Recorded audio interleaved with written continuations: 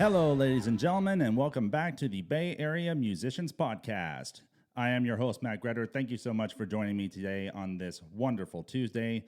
Forgive me if I may be a little slurred in my speech a little bit, only because of the fact of my unpredictable job as a truck driver. I managed to make this all happen within barely 45 minutes of actually getting home from work. So please forgive me if I'm a little tired. And also started at 4 in the morning, just so everybody knows, okay? Anyway, though, it's super fun to be back here today, and we got a lot of stuff to cover here today. And it's another special episode because not only do we have another guest on the show, but actually we have our first repeat guest on this show, believe it or not. And so I consider that a milestone in itself. First repeat. We got, like I said, we got a lot of stuff to cover here today.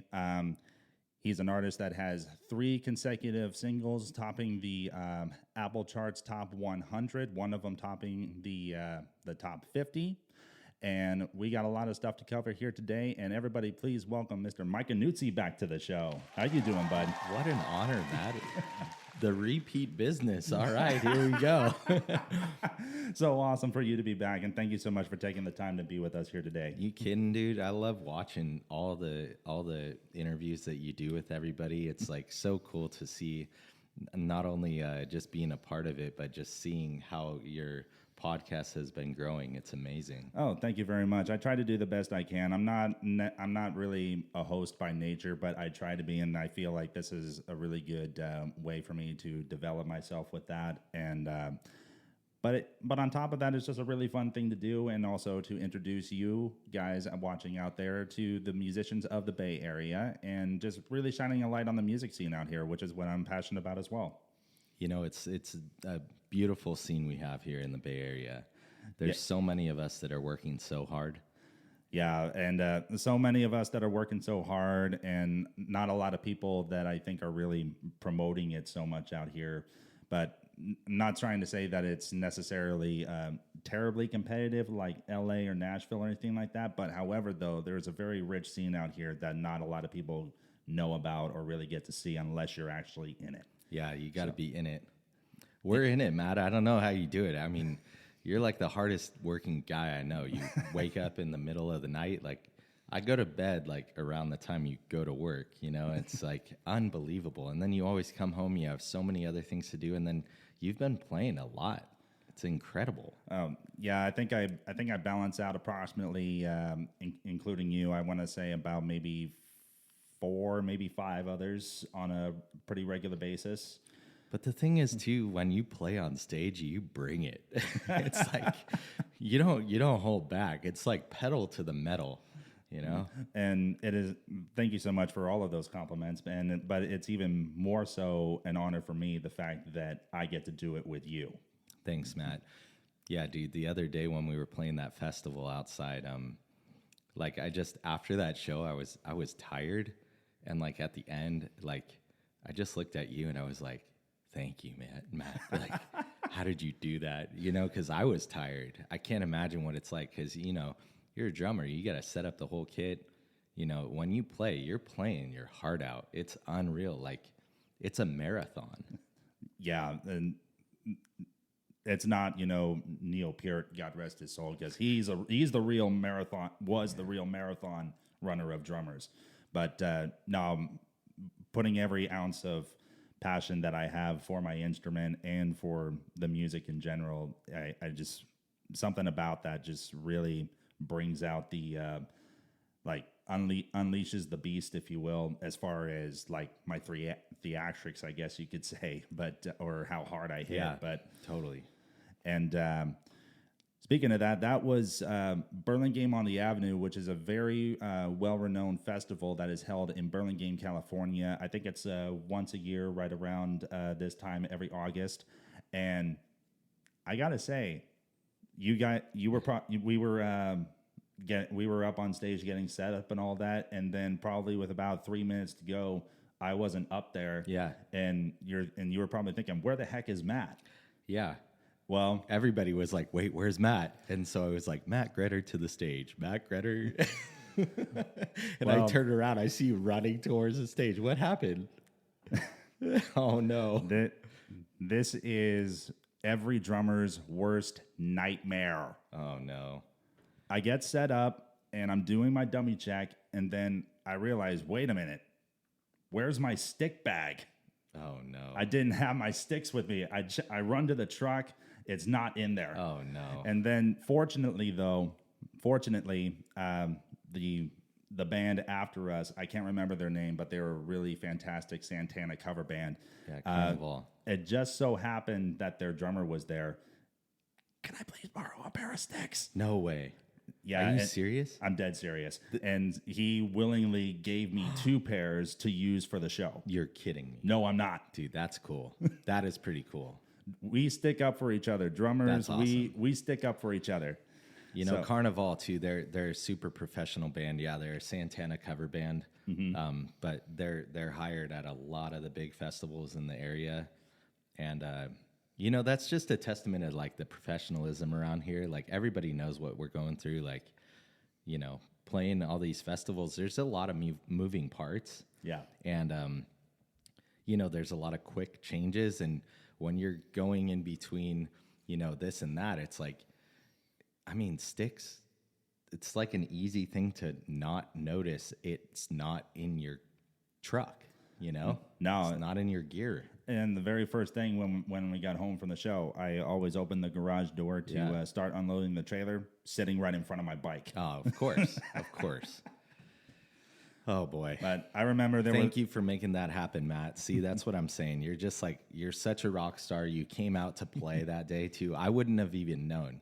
You don't even like, you know, that's the level of professionalism that you're providing on stage is like, I don't know the troubles that you're going through because while you're on stage during that time, you're just 100%. It's unbelievable. Yeah, we as drummers particularly, I speak for all of us, that we're pretty much in the hot seat all the time. First one in, the last one out. True. We generally have the most amount of equipment depending on what type of kit setup that we're using that we have to haul in and out, and we pretty much hold the whole thing down. And I try to look at either a band structure or even just a show structure in general as almost like a skyscraper. What I mean by that is that if it's a 100-floor skyscraper, like the first 25 floors, that's you, the lead singer, and that you're the top of the building that everybody sees the most. Not trying to push any egotistical stuff on you, but that's just generally how it looks. Right underneath that would probably be the guitars, like the second set of 50 floors. Third set would be maybe the piano or some kind of a third layer instrument. Bottom 25 is like the bass. But drummers, we're not a part of that building. We're the concrete slab underneath. Yeah, nice. So you're in the basement. You're the concrete slab. Because without that concrete slab, that skyscraper does not stand a chance of standing on its own. Yeah, absolutely, Matt. It's actually pretty true. You know, you're the driving force of the sound that we're producing on stage. It's so cool to witness that, and like I've been taking a little bit more video of us lately and seeing like, you know, from the different perspective because my back is always to you. You know, like I don't see what you're doing all the time, but I definitely hear it. It's incredible. Yeah, and particularly for me, I had to really adjust my touch a little bit at that Burlingame show because the nature of the other drummer sticks, which were of good quality, but they weren't exactly the same size as what I use. So they were a little bit thinner. Wow. So I had to actually hit a little harder to get the drums to project the way that I needed to. Wow. It's just tiny little things that some folks don't really think about that really has a really big influence on how the instrument speaks, especially in a live setting. And of course, stick choice is always important, like depending on which room you're in. Like, for example, if we're going to be doing like let's say like a Marvin Gardens type show or a St. James Gate type show where it's relatively small, I'm going to go with a smaller stick because you don't want to blow everybody out. But if you're on a bigger stage or even an outdoor venue, bigger sticks would have more projection and have a little bit more volume to them naturally. And so that's where a lot of that stuff comes into play. Very, very quick, another emergency type situation that I had years and years and years ago when I was performing with another band out in Vallejo.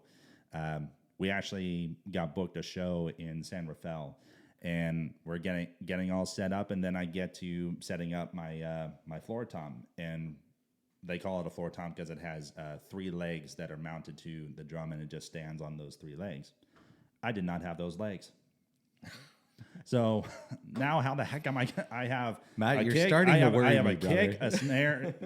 That was almost 10 years ago, and that was the last time that this happened. I know. But emergency situation, what am I going to do? Yeah, what do you do?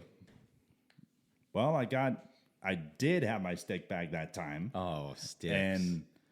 And I had a whole bunch of them, and I just shoved those sticks into the leg mounts. Even though the floor tom was like way down here, I still had a chance to play it. So did the show then. Dude, that's so cool. Like, you never know, each show, it has something come up, you know?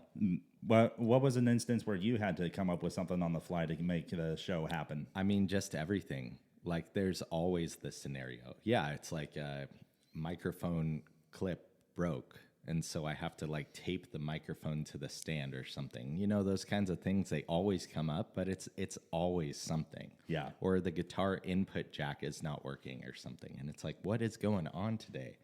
But, you know, I think it's like the more you do like shows, you know, I feel like we've played a lot together, and but like in my career, I've played thousands of shows by now, and it's like at that point you kind of just like whatever happens, it's okay. You're gonna figure it out, whatever. Yeah, and in speaking of playing thousands of shows over the course of your career, of course you literally have played thousands, and I'm not joking about that. But it was actually very recently, 2 weeks ago, you actually made Redwood City, California history. Unbelievable, dude. We did it. What you know? For those who don't know, Yeah. what was that? So there is a theater in my hometown of Redwood City. It's called the Fox Theater. It's a beautiful historic room. 1929 it was built. So I was asked to perform a show with Haley Reinhart from American Idol. I had played a show with her several years ago in San Francisco at Great American Music Hall. It was a natural fit. We got back together on this one.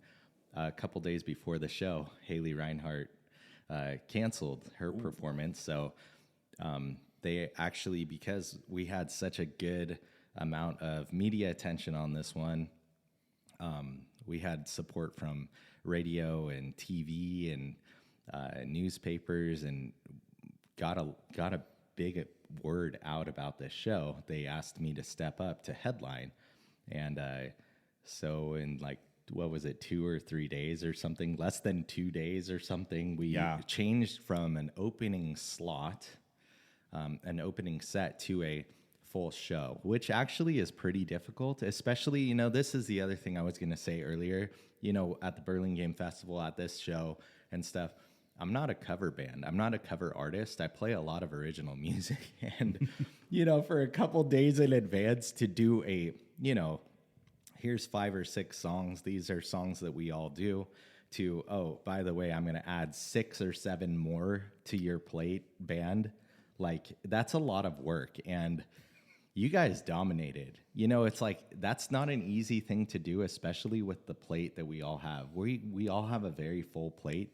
I think that week was a light week for me in that month, or leading up to August. I think July I played like 26 shows. So just even in that week, I think I played 6 shows that week. And so just even in my head, to make that adjustment to, okay, this is a really big deal. We have a lot of people coming out to this one.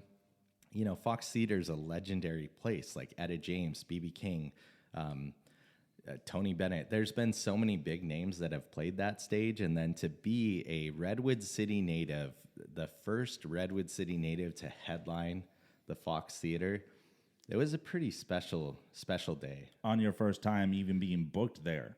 On the headlined. first time being booked there, yeah. And I don't know. There's this video. I should share it with you too. And but I know you've probably seen it online. It was the walkout at the end of the night. After we were performing your brand new single, which is not released yet, but we'll save that for a future episode. Cool.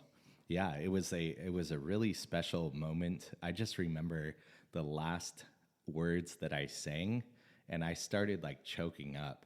And I just remember I looked back at this video and I saw myself walking off the stage, like, and I could remember that feeling in my head, like, I don't want to leave. Yeah. I didn't want to leave, and I beelined it to get out of there. And then I made like a turn to turn back and wave to everybody again, because like I didn't want it to end.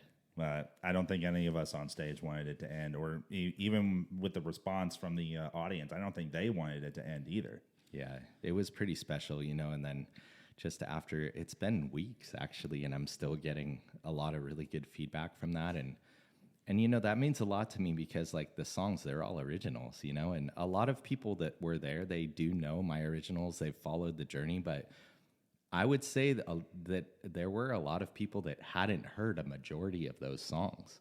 Yeah. So it was like, I think people really didn't know what to expect out of it, but I'm very proud that it came out the way it did, because, I feel like there's some pretty big shoes to fill in coming out and putting on a show that, let's say the audience was expecting us to just open, and then there was a, national headliner that was supposed to come on.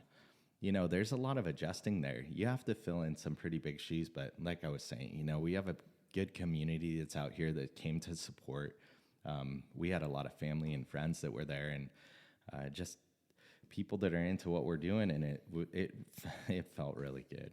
Oh, absolutely. And the fact that because if I understand correctly, one of the changes that was made from the Fox's perspective was that, well, this is such short notice where we may not be able to continue the selling of tickets anymore, but they were willing to turn it into a community event.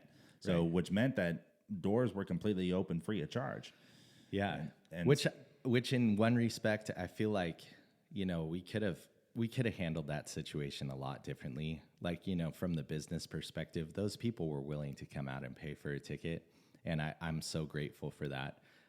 But for us to adjust and then open it to the general public at that point, because there was that shift from Haley not being on the show, like, I get it, but we should have done it a little different way. I think in the future, I would really look into that a little bit differently, because we do have a strong draw in the Bay Area. Like, that's something that I've noticed, like, over the last several months. I'm so grateful to all the fans that have come out to the shows. Like, remember we played Folsom? Oh, yeah. And, like, there were people that I haven't played Folsom in, like, 10 years, And it was, like, amazing to see how many people came out to that show. And then people were wearing the merch and they were singing along. And by the way, nice hat. brand new merch, by the way, available at MikeAnnuzzi.com. Yeah, actually, my hat and your hat right now, I that's another thing that I got into. It was like I was making merch, because, like, the costs of running the business, they are actually really high. And so I was trying to figure out a way to support that, because, I'm hiring the band on every time, or, where travel costs, they're expensive. And so, that merchandise, upping the merchandise was a really cool thing. I'm kind of one of those guys that I don't like to sit idle. I need something to constantly do. Yeah. So like the hat, I learned how to do vector design. First of all, I did Photoshop, designing the image in Photoshop. And then I had to learn how to do vector design. Then I had to take that design to communicate with an embroidery machine. I've never embroidered in my life, so that was fun. And then I had to learn how to sew.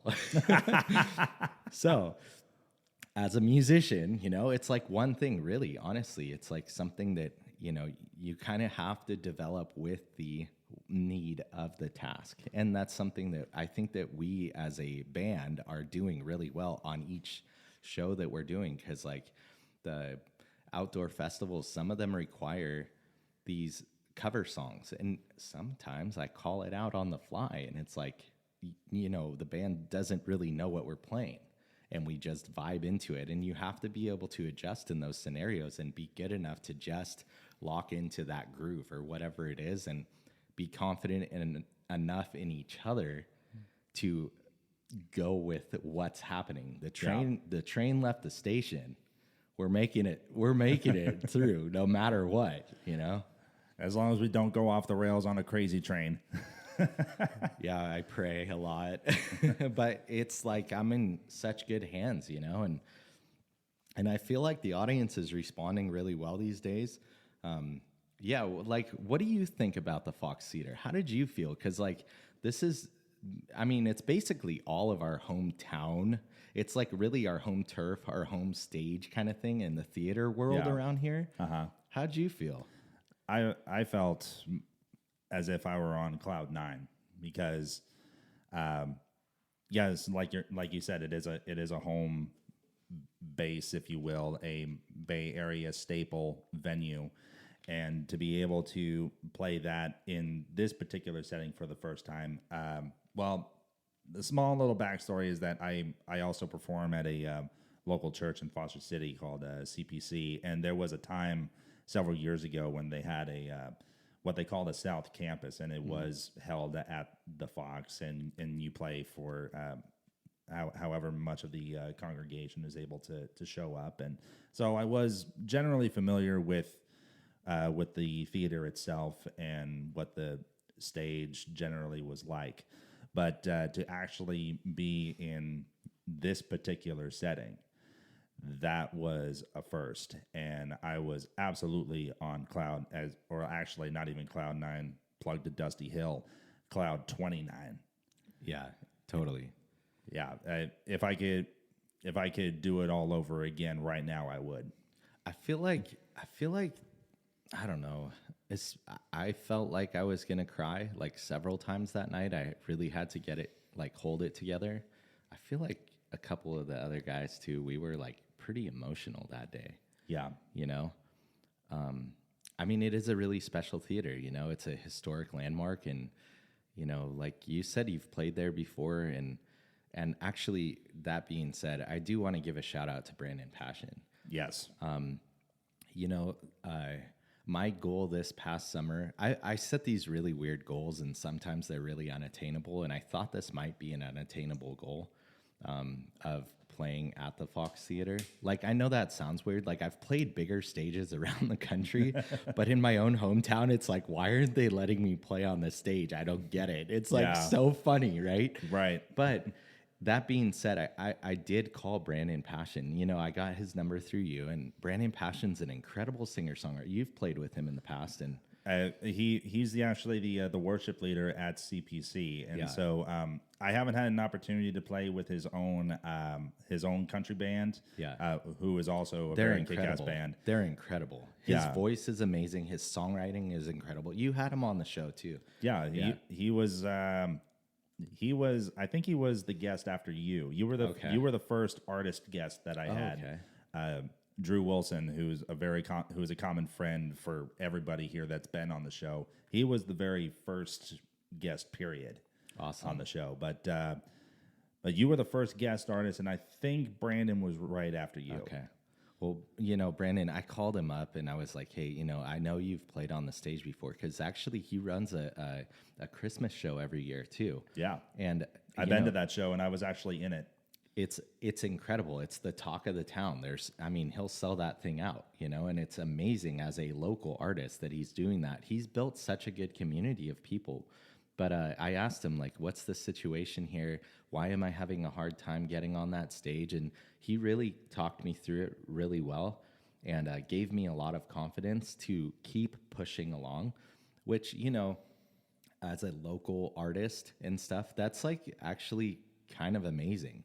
Because sometimes, you're talking to some locals and it's like a complete disconnect. But I think that, our connection through each other, and Brandon and I, we've shared stages like in other festivals or like shared bills or something. But, this time I'm grateful that he pushed me through that. And I was working on that show with Haley to try and make that a reality. But I'm just glad it really came together all in all, you know? Oh yeah, and in turn, everybody else associated with you, like myself and the band and all of our family and friends and the fans that came out. They really felt the full emotional experience of all that. Yeah. And and all of that really started with, all it took was a phone call. Yeah, kind of. I mean, Kinda. And 20 years of work before that. But anyways, Not counting that out. yeah. No, it's just like, I was thinking though too, like that's the one thing, like the local venues and stuff, I really think it's important to say again. You know, I've probably said this before, maybe on your podcast or whatever, but it's really important that the local venues are really pressing and supporting the local artists, because we're the ones that are selling tickets. And like, the thing is, like, I'll walk by some of these venues that have bands from out of town. Mm-hmm. Not saying that out of town bands can't draw. I'm just saying, why are they only here playing to 5 or 10 people when I could sell that place out? It's like, it doesn't make sense really in my head why it's so difficult to lock in these shows. But I guess if you're hard-headed enough like me, you just keep doing it. And I don't know why I always fight that climbing hill battle, but I could very well just be pulling something out of left field, but I'm also trying to be as educated about this as well. Yeah. When it comes to like staple local venues like the Fox Theater or Fox Theater Oakland or any of these other places throughout the Bay Area, and also throughout the country too. Mm-hmm. I'm not talking like, SAP Center in San Jose or the Shoreline Amphitheater in Mountain View. Not talking about those ones, but yeah, like the Fox Theaters of the world, and maybe some of the smaller amphitheaters that are more of a local type setting. Maybe they just have a mindset. Again, I'm just taking a guess out of left field here, but maybe it's because they have this mentality that, well, people who already have that history of making it in the business and selling out other places, that those are the only ones that we can really count on to really bring people in. Maybe that's what's going on, and as a result, they kind of turn a blind eye to the local scene. Possibly. Yeah. I mean, I don't know if I said this last time too, but I started my career in music as a talent buyer, where I was booking music for a music venue. And I saw, I booked the band One Republic. Oh, yeah. It was a free show. I marketed it to about 25,000 people. And it was a free concert. I gave away pizza that night from the local pizza shop. Came in and brought 100 pizzas or something. Wow. And I ended up having 25 people at that show. Wow. 25 came out to see a free One Republic show when they were a #1 artist. And a couple months later, I saw them at a sold-out show at Shoreline. So it's kind of like, that's really what I think of all the time as the metric. Why? Why did that band only have 25, first of all? But and why wasn't the audience onto it? Because I felt like there were going to be a couple thousand people there. I'm not going to lie. Yeah. I thought I was going to have about 3,000. That was like my target estimate. And then there was not. But at the same time, like what people missed out on, Yeah. Like really, like that was one of the best moments of my life, watching them perform up close and personal. Like, their song was #1 on the radio. It was #1 on Billboard. It was like, come on, really? So really, that's why I say it's really important for the venues to support that, because, when it comes to the price tag or whatever, I could be making a fortune somewhere, but there could be 0 people there. If the venue doesn't care, it doesn't matter. Like, the venue should really be investing into the local artists. I really believe that. Because there's a lot of talent, and that's something that I think is like really cool for us. We paved the path for some people at the Fox Theater. Maybe they're going to open up to some more, having those more local artists. Like it's not like Tower of Power or YNT, you know, we're like not a major artist, you know? Yeah. And so it's kind of, without having that audience or the opportunity, like there should just be everybody on board. And maybe it's a local thing. I don't know, like you know, there's a lot of cities that come out and the mayors are coming out to those cities, but maybe Redwood City is just not that. And that's okay. I'm still really trying to make build steam in the area. And obviously it's coming through. And we just continue to build and just, I mean, the goal is just to make people happy and make people proud of what music I'm putting out. And that's a really cool thing. Oh, absolutely. Yeah. And a lot of people are really responding to your music, and 3 consecutive singles all on the top 100. That says something. Yeah, absolutely, it does. You know, I was listening to an interview with Luke Combs that he said that when he hit the chart, I think he was on a major record label at that time. The first single that he hit the chart, and it was in the 70s out of the top 100. And I think that first single was Hurricane. Hurricane. It did go to number 1. All right. Mine stayed lower and lower and reached or tanked. And, you know, that is the support of a major record label and the marketing that's backing that and stuff. But I'm 100% independent. So to even rank on the top 100, that's even more remarkable. It was pretty special. And then you see, like, actually there's a top 200 that's available. And on the top 200, I was the only one that was an independent artist. Everyone else was signed to a major record label. So I guess in that scheme of things, and, you know, playing at the unattainable venues or something, or like, I just look at it, everything is attainable. If you want it, you set the goal and you just do it. There's no question. It's like you execute. That's what we're here to do. Yeah. You got a show, you got to come on stage and you knock it out of the park. And then you go home and whatever your next show or job is, you know, whether it's making hats or, you know, it's just like, that's the thing too, is like, I don't really put any doubt in my mind anymore, like I used to a lot, you know, when I was growing, and I wonder if people like my songs, and it's not really about that anymore for me. It's about, I'm trying my best and I'm trying to share what I am. Yeah. And I hope that people, you know, are into that, but at the same time, I'm not going timid anymore. Yeah, that something similar to that. I remember this was back in 2013, I think, when Jason Aldean was on the Night Train tour. And there was a concert DVD that he shot called Night Train to Georgia, and in between some of the songs, there's like little snippets of like an interview and stuff. And there was one thing that he said, that one thing that he had learned this year was just don't be afraid to try new things or set higher goals. Like particularly that DVD, it was shot at Sanford Stadium, which is the University of Georgia's college football stadium. And that was the first time that anybody had ever performed there. Awesome. And you know, people, he said, you know, maybe people are a little too scared to try something new because they're afraid of either falling flat on their face or whatever. But hey, you know, playing Sanford Stadium that maxes out at like 60 or 70,000 people for this show, it could only have been half full and we would have fallen on our face. But you never know but you know, the answer is always going to be no, or it will not happen if you don't do it. Totally. You just got to try. Just have to try. It's all about pushing forward, and if you see it in your head, you got to work to make it a reality, you know? So I don't know, there's a lot of growth that can happen everywhere, and when you map it out in your head, it makes sense. Absolutely.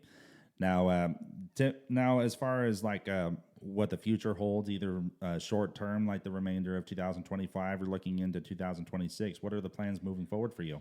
Yeah, so right now we're finishing up a summer run of like the local festivals and stuff, which has been a lot of fun, you know, and we got several coming up, which I'm really looking forward to.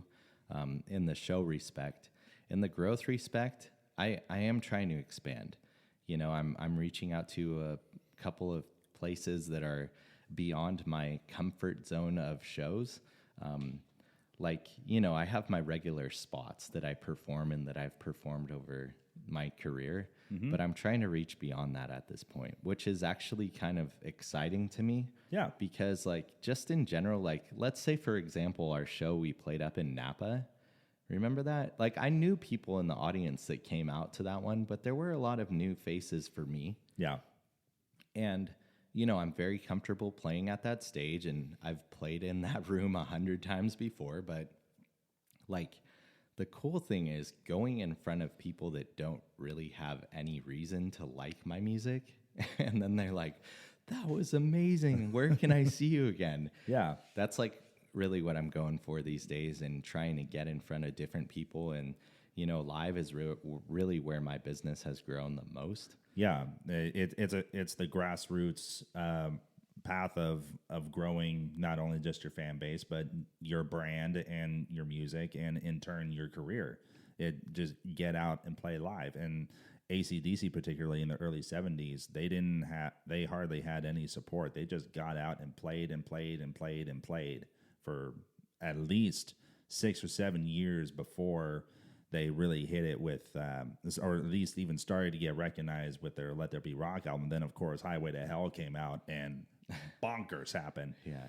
Before Back in Black, that's a completely different story. But Yeah. but how they grew that fan base up until, at the very least, the Highway to Hell point before Bon Scott passed away, that was the most grassroots of growth you could have ever achieved, and look where it got them.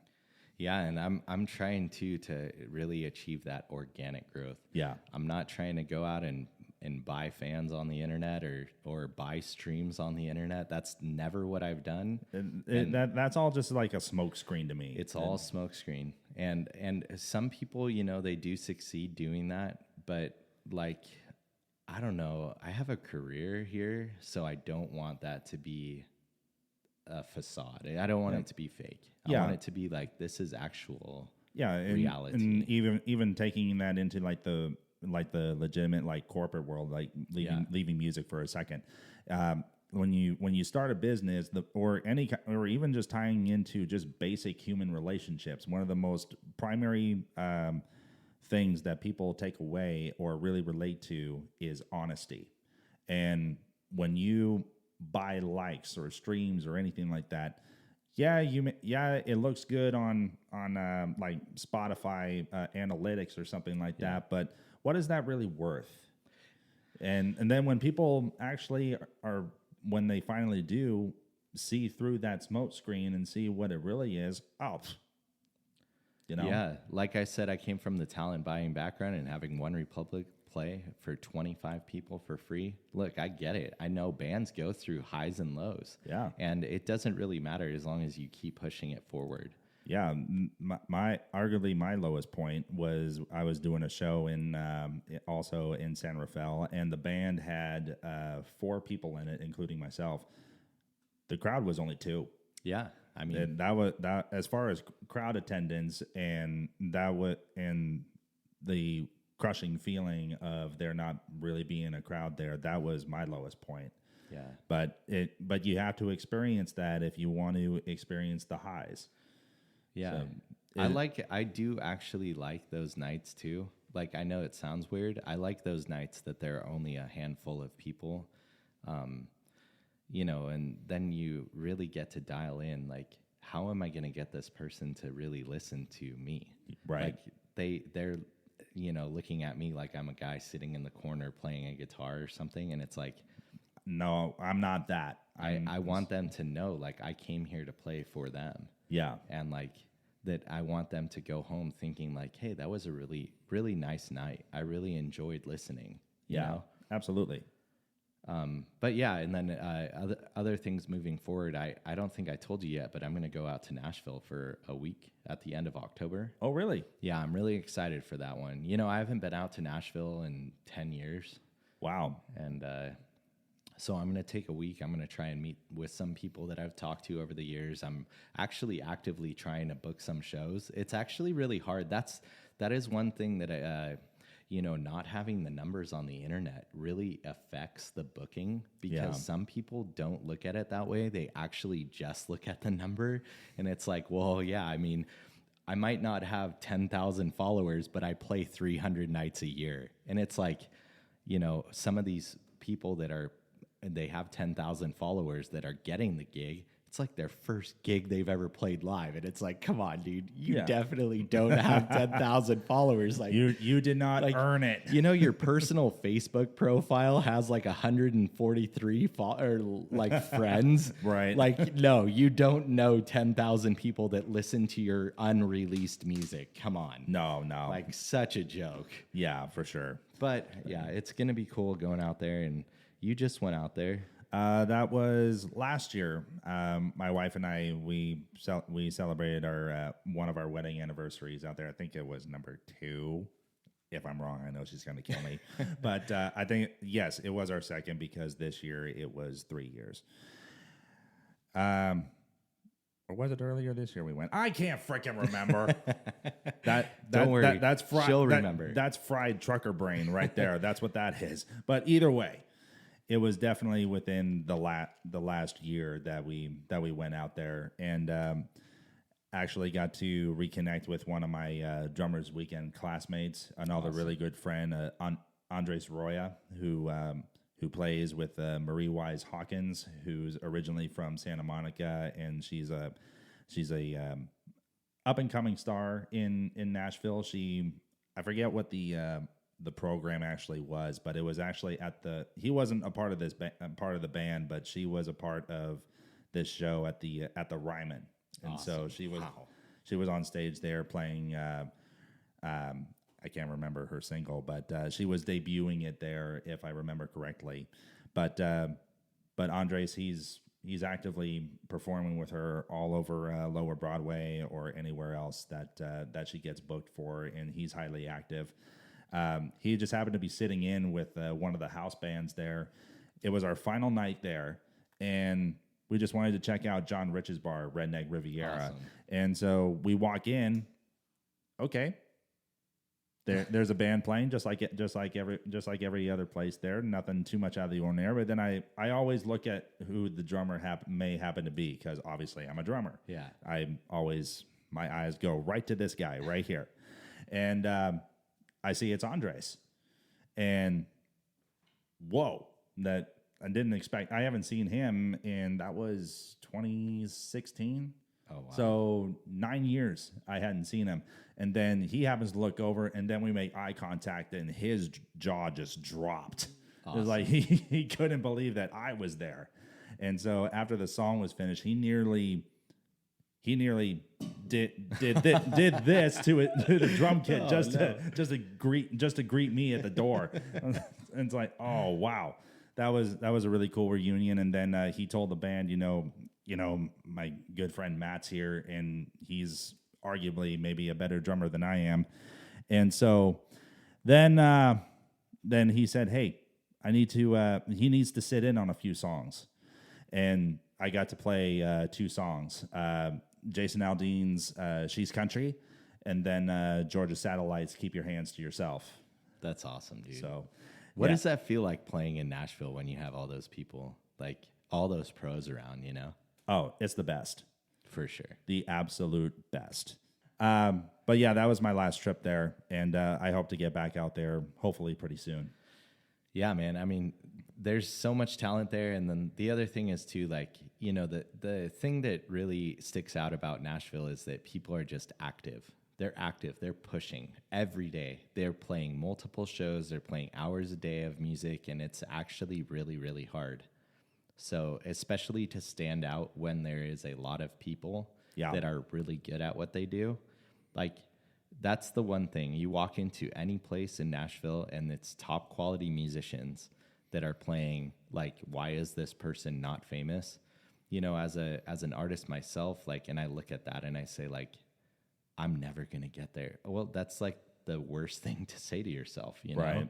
Like, you just gotta be who you are and share what you can, and everybody has space to be able to do that. We have a modern era of getting music out and stuff, but like we said back in, just being honest and organic with that, you can't change anything. It's who you are. Exactly. And so really, this has been an amazing conversation. Wonderful to have you back on Thanks. the show. And there's two more things that we definitely have to do / talk about. I don't think I asked this on the first show. Okay. Just outside of music, like, what are you into? What's your hobbies? Is there any places you like to go? And just as Mike Annuzzi, the man. Wow, nice, dude. That's really nice of you, Matt. I really like cars and trucks and Same stuff. with me. I'm a Chevy guy. Yes. I have a classic 1956 Chevy Bel Air, and that was my first car, and I did a lot to make that pretty nice. And then I have a 1957 Chevy pickup truck that is been a really fun part of my latest journey. Which is also featured in the Just Getting Started video, isn't Yes, it is. That was actually one of the hardest things to do because, I spent a while making sure the truck was ready to run on that video shoot day. It was like pretty funny, but yeah. And then I just bought a Chevy Avalanche, which I'm a huge Avalanche fan. Like some people are really into those. I know you're not, Matt, but I totally am. Ain't nothing like driving in a Chevrolet, dude. Well, I definitely agree with that. Absolutely nothing like driving in a Chevrolet. I used to be an auto technician for General Motors Chevrolet for many years, and then one of the running jokes among the technicians, it's like, here comes the crap-a-lanche. Oh no, oh dude. I love it. I love it. Just a completely running joke. It's a great truck. No, I seriously, I love working on it. Actually, this morning, something, of course, happened. So, right before I come over, I'm like, uh-oh. Of course, when I'm going to see Matt, something happens. But, what did I just say, folks? Yeah, but it's a really common engine to work on. It's pretty easy, and so it makes it fun, I guess. Yeah. I've always found Chevrolets to be a little bit more technician friendly than a lot of the other manufacturers. The alternators on top, right in front of you, easy change within 10 minutes. Whereas other manufacturers, I won't say who, it's down on the bottom and a lot of stuff is in the way and all that. But I've always found it more user friendly to work on, and you save a bunch of money on labor. Yeah. Yeah. I really like just all the technical things too, things that you could get your hands on and make work and stuff. And with that being said, I really like watches and clocks. Those are cool things to me. They're really beautiful pieces of artwork, and I like the ones that are pretty nice too. So it's always fun to go and see that stuff. What brands do you think are your favorites? Well, I mean, it's so funny because I'm a California country guy, right? And so in the country world, everybody wears a Rolex, dude. Everybody wears Rolex, right? So arguably the most common. It's a very common, but I'm also into a brand called Waltham. Waltham actually is a historic brand in America. If you remember, Abraham Lincoln had a pocket watch. It was a Waltham pocket watch. Waltham is a city that it's like the industrial revolution of the United States. It is all around the watch manufacturing company Waltham. And they're still in business. I've actually talked to them a lot over the last couple years because I wear their stuff a lot. It was the watch manufacturer for the United States government from the Civil War all the way up to Vietnam. Wow. So there's hundreds of years of history in this company alone. But if you think industrial revolution, what is that all about? It's creating a place that is building stuff. The entire city was built around everybody now has a job, and there's a million different jobs that you can do for the watch company. And that's how the city grew. And it's that is definitive industrial revolution of America. Awesome. Yeah, I think that's pretty cool. Yeah. Like I said too, I'm also into cars and trucks as well. If I could have one of each, obviously Chevrolet is my number one. As far as the truck is concerned, I would definitely go with a 1971 or 1972 C10 short bed. That'll work for me too, Matt. But as far as the car is concerned, I have to go with a 1970 Chevelle 454 big block 4-speed manual. Oh, rough. I love it, dude. Yeah. And to finally close out the show, I tried this a couple of episodes ago with our last guest, Sophia. Okay. And this is a little program called This or That. Uh-oh. So thank you so much, Sammy Hagar, for the idea. So I think I did see this with your episode with Sophia. That's cool. But she knows a lot more music than I do in that realm, so I hope I know all the songs. Well, the thing is with This or That, it could be literally anything. Okay, so cool. It's not strict to just music. All right, cool. All right, but really, it's more so just what would you prefer if you okay, you're faced with two things. What's the lesser of the two evils? All right, cool. Type thing. Okay, so This or That. Featuring Mike Annuzzi. Acoustic or electric? Oh, dude, that's a hard question, man. Oh man, that's a really hard question. You know, I forgot to mention I forgot Pass. to no. I was gonna say that if you feel that your answer is gonna be a little controversial or whatever word you want to use, you have the option to plead the fifth. Oh man, that's a really hard question. You know, I studied guitar. I studied like classical guitar, but my heart started with electric guitar, and I love playing lead, but just in the scheme of things, I must play rhythm, so I'm more on acoustic these days in general. Mm-hmm. Man, that's a hard question. I guess for utility, I must say acoustic. All right. Sounds good to me. Jason Aldean or Kenny Chesney? Ooh. Oh, Matt. I mean, Jason Aldean, dude. I'm sorry, Kenny. Like, I love Kenny Chesney. I've seen him live. I've seen Jason Aldean live. I really resonate with what Jason Aldean is doing. And if I said Kenny Chesney with the shirt you're wearing today, I don't know if I'd get out of here safe. Jason Aldean. This was not planned out, by the way, just so everybody knows that. So no pressure on that one. Rock or country? Oh, man. I would say country. Okay. Yeah. I could pretty much go either way. Pretty much depends on the mood or the day or whatever. But country is kind of the new rock and roll. Totally. So I think I gotta mostly go with country too. Totally blended. Okay, we kind of already touched on this quite a bit already, so I'm pretty much expecting the answer to this already. Chevy or Ford? Duh. Chevrolet, baby. That's the only answer to that one. There's only one answer. The only thing you can do. Like a rock. This wall over here is littered with Chevrolet, so yep, that's my Chevy corner. Man. Festival or theater? Ooh. Matt, these are tough questions, bro. I like theaters. I like theaters a lot. Mm-hmm. I would say theater 100%. All right, cool. And okay, just a couple more here. We're almost wrapped up here. Particularly this is for all the racing fans out there, and also with our history with performing at certain racing events and stuff. NASCAR or NHRA. Ah, man.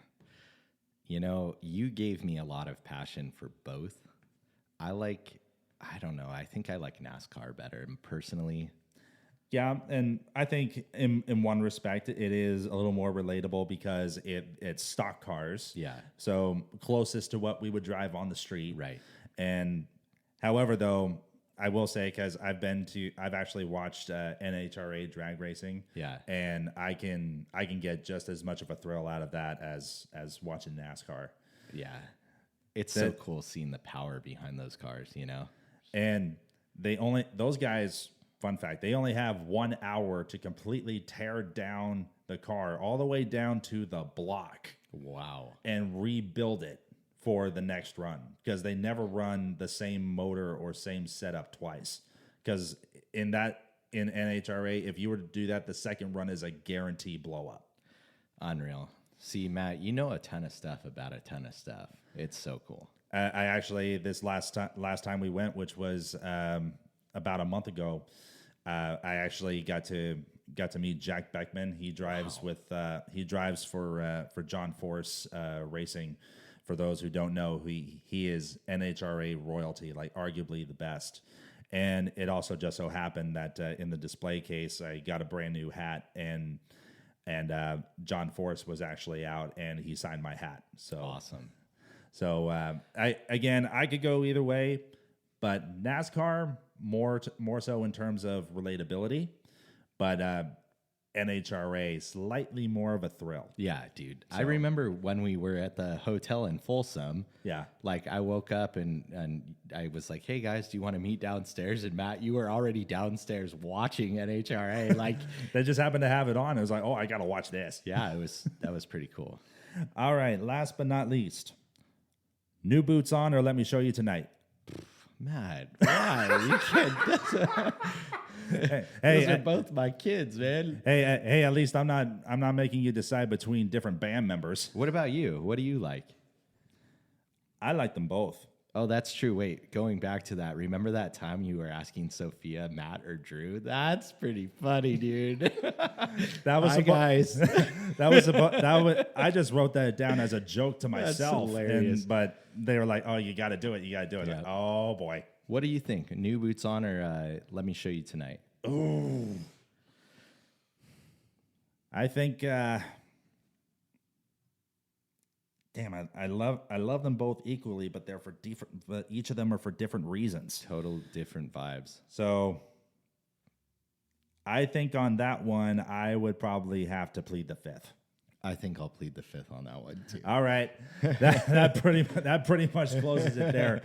Mike, thank you so much for coming back on the podcast. We really appreciate it. As mentioned before, you are welcome back at any time, and feel free to fill us in on anything on future episodes, what your next plans are. And like I said before, you're welcome back at any time. Matt, it's always an honor. I get to perform with you on stage and be here with you. Thank you. You are more than welcome. Once again, thank you so much.